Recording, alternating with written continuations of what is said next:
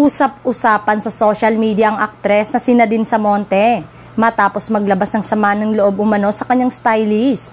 Sa pamamagitan ng ex na dating Twitter, ibinunyag ni Miss Kit na invited sa GMA Gala 2024 si Nadine. Pero pagdating doon ay wala naman pala ito sa guest list. Treat your artist right. Kahit na di yan prime nyo, panimulang caption niya. Mensahe pa niya, ba't kayo mag-i-invite pero wala pala sa listahan? Huwag nyo unahin mga influencers na invited nyo. So, disappointed Sparkle GMA Artist Center GMA Gala 2024 Chief. Anya pa. Hindi pa malinaw kung totoo nga bang hindi nakapasok sa event ang aktres pero kumalat din kasi ang Instagram story ni Miss Kit na ibinabandera ang magandang look ni Nadine para sa event.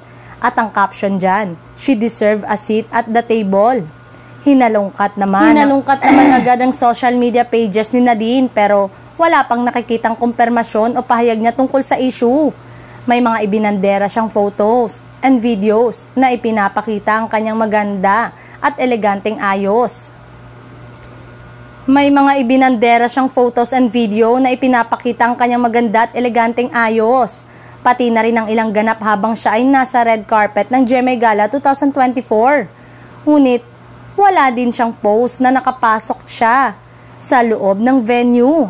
Sa isang IG post niya, may mga komento mula sa fans na nagtatanong din sa kanya kung ano ang nangyari.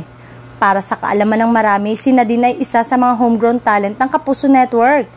Isa siya sa mga unang naging parte ng Starstruck first season, kung saan nakasabay niya ang mga nagwagi na sina Jeneline Mercado at Mark Heras.